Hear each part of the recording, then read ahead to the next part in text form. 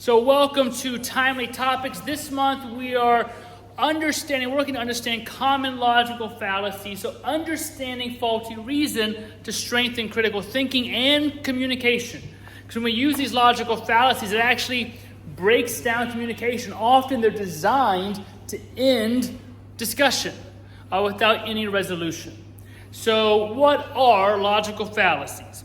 So logical fallacies are flaws in reasoning that weaken the logic of an argument. They may arise from poor assumptions, irrelevant points, or unsupported claims. While often unintentional, these fallacies can derail conversations and lead to misunderstandings. And often they are intentional, and many of them are designed to shut down conversation or sway people by using fear in some way, to kind of bring up fear and anxiety, to kind of sway people's emotions rather than their rational thinking. So becoming familiar with common fallacies help us communicate more clearly and engage in more meaningful and respectful dialogue. It's hard though when someone kind of does logical fallacies. So I've found if you try to point that out, they usually don't like it. You try to do it in a nice way, and bring the conversation back. Sometimes it works, sometimes it doesn't, but it's good for you to know, okay, we've kind of gone off the rails here. Sometimes it's more helpful to end the conversation than keep going further into fallacies because you're just going to get angry and you're not going to actually get anywhere. So whether you're watching on the news, reading in the paper, having a conversation, when those little red flags come with a logical fallacy, you can kind of pull back sometime if you can't bring it back. So we're going to look at about 5 or 6 each week.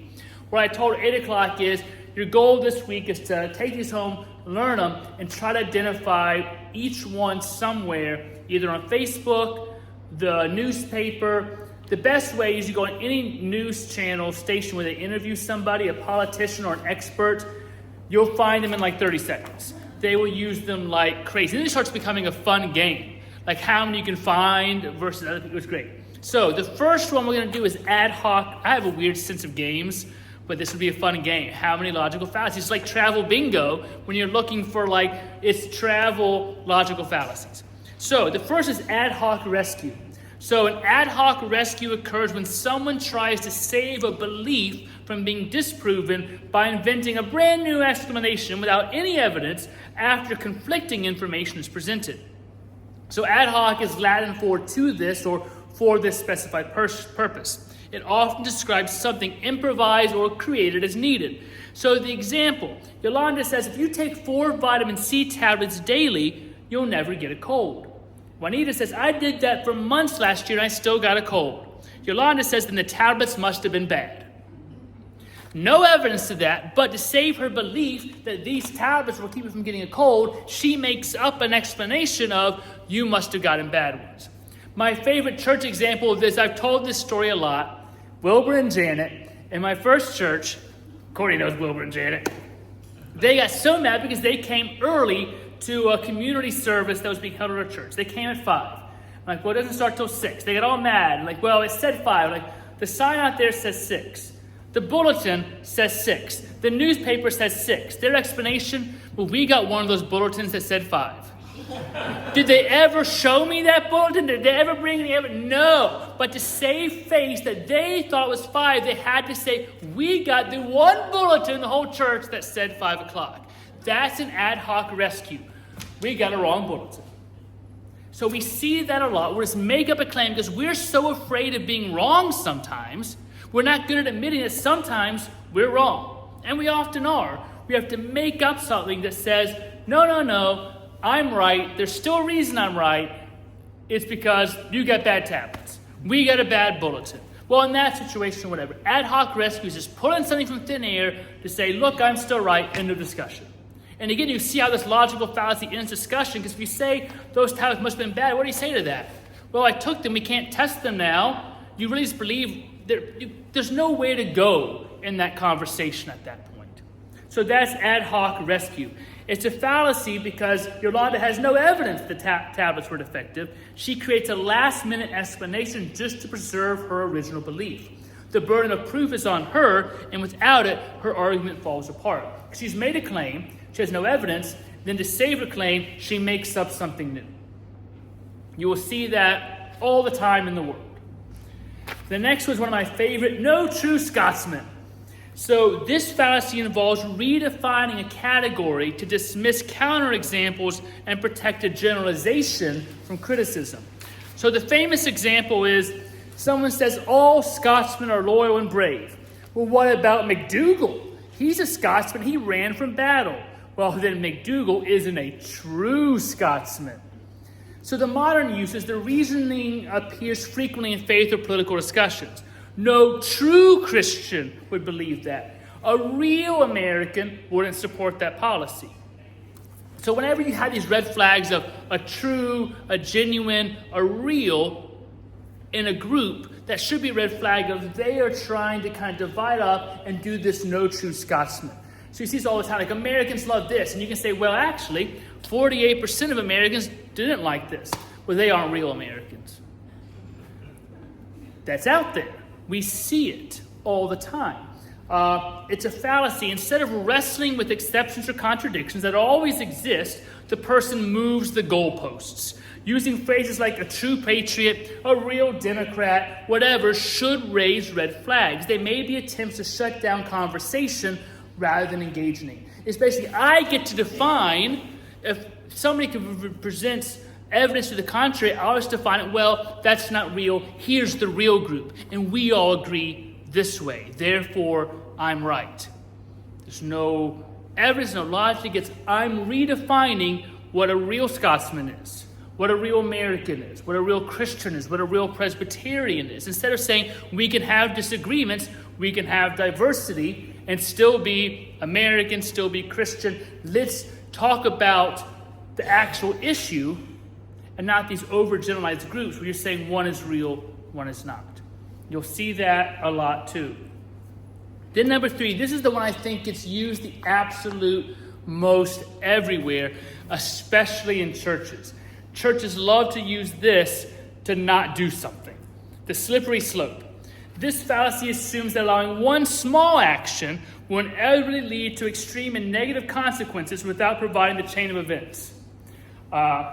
It's like if, we'll get to the example. Structure. If we allow A, it will lead to B, which will lead to C, and eventually to Z, a disaster. Therefore, we must not allow A.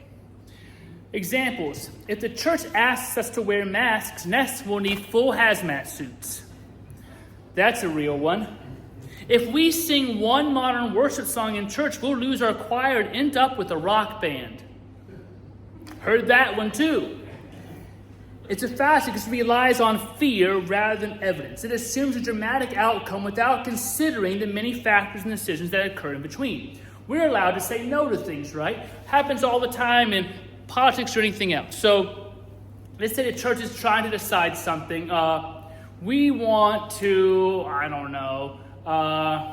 have a free Tuesday meal, which we decide to do, right? Well, somebody's like, well, what if people expect a free Wednesday meal or a free Thursday meal? Now, are we going to have free meals every single day of the week? We can't afford that. People will be coming in. The church will shut down. We'll have no more church anymore. Oh, no, we can't do this. Calm down. You can do one thing and say no to the next thing. Or you can say yes to one next thing and no to the third thing. Because they're not always interlocked where you have to. You can have precedence, but precedence doesn't mean necessary. You have to do it. So we often use these things as fear. Like, well, if we allow a robot self-checkout, soon robots will rule our lives. Maybe, but there's no evidence of that right now. So we get scared of one small thing. I hear it all the time. With politics, if we do this, then this is going to happen. Not necessarily. I was talking about our dairy twinning arrangement. And there were some fears if we twin with dairy, Northern Ireland, what do we have to do with every other city that wants to twin with Dairy Township too? We can't have 50,000 twinnings. I'm like, you're allowed to say no. And right now, there aren't a bunch of people looking to twin with Dairy Township. So you're making up a possible bad solution as a reason to say no. That's what often happens. You want to say no, so you have to try to find a scary reason why it makes sense to say no, instead of just saying no based on the merits of that particular thing. The slippery slope is everywhere. Everything is a slippery slope. You can make up anything for whatever. You go to a mission trip to the Dominican Republic, well, now you need to go to a mission trip every other country because it's not fair to just do the Dominican Republic. That's a slippery slope. If you start one mission trip, where do you end? It's ridiculous. You can always make any decision a slippery slope. It's always designed to make people fear and to make you feel better about saying no, because we're protecting whatever we feel we are protecting, because if we take this step, everything will be bad afterwards. And it takes, that way you pull away from responsibility to have to make tough decisions in the future. Because every bit of life is a series of tough decisions. Just because you did something one time doesn't mean you do something that follows automatically the next time. That's the slippery slope. Next up is a hasty generalization. A hasty generalization occurs when a broad conclusion is drawn from too little evidence or a single example. Has anyone ever seen a hasty generalization before? The youth sang a bad song today in church, so all contemporary worship music must be bad. The new pastor seemed nervous on Sunday. Church is going to be boring from now on.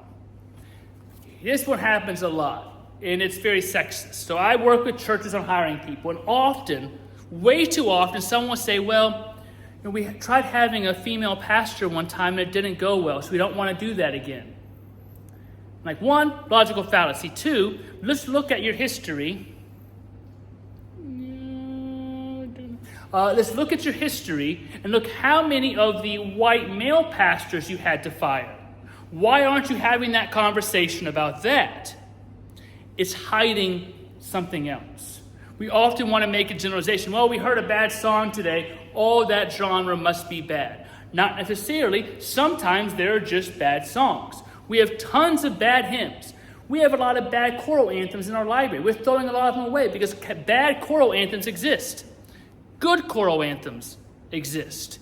So a hasty generalization is we saw one thing, we're going to paint everything with that broad brush and say we can never do this again, which is not a good thing. We want to create a culture of it's okay to fail, try something, it doesn't work, try the next thing. I think Gary's been really good at that. We try new things all the time, and some fail horribly. And we stop, and we try something different. We're constantly trying new things. Some things stick, some things don't. But we don't say, well, we tried this, we're never going to try anything like that again. Because sometimes you just don't quite have it right. It's like a recipe. You're trying to make a new recipe. The first one probably is not going to be perfect. Doesn't mean I'm never going to make that dish again. You tweak it. You work on it. Fail forward, fail often, fail fast. Learn from them. The hasty generalization basically tries to find one thing, scare people, everything's going to be bad, never do it again. It shuts down again the dialogue and conversation. So it's a logical fallacy because both examples before rely on limited information and premature judgment. True evaluation takes time, experience, and more context. So next up is post hoc ergo propter hoc. A great West Wing episode was named that. So the Latin translation is after this, therefore because of this. So this fallacy assumes that because one event followed another, the first event caused the second. Correlation and causation are not the same thing. So here are my crazy examples. The church bought a new organ. 2 months later, the organist got sick. The new organ caused the illness. Well, it happened afterwards. It must be true. Or the church voted down a mission project. A month later, the sanctuary burned down. God must be angry. See, that's the common one. So timing alone doesn't prove causation. Illness, fires, and disasters can occur for many unrelated reasons.